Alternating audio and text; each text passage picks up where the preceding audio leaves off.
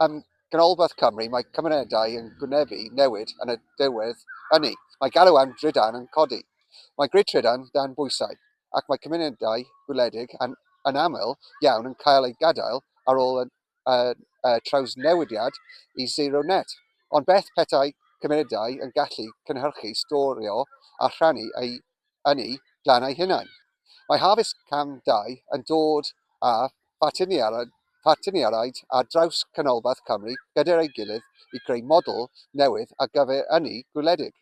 Mae Prosiect yn cyflwyno arbegeiniaeth wrth y ganolfan dros gyfartaledd ynni Severn Wye, Challoch Energy, Energy Local Llanidloes ac Energy Local. Gyda'i gilydd, rydym yn datblygu system ynni ddeallusach degach ar arweiniad gan y gymuned ar gyfer Cymru Wledig.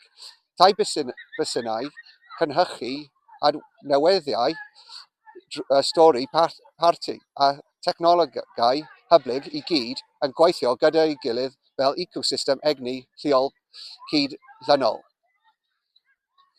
Trwy gydbwyso egni lleol, gall y cymunedau arbed arian a'i biliau trydan gwella gwynwch egni, lleihau pwysau a grid trydan a cadw mwy o werth yn y gymuned lleol.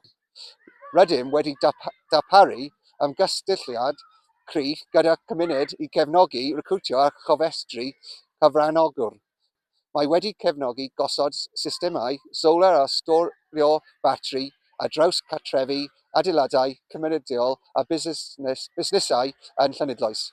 Ac yn bwysig, mae harfest yn archwilio sut y gall cymunedau eu hunain siapio a manteisio ar y trawsnewydd ynni.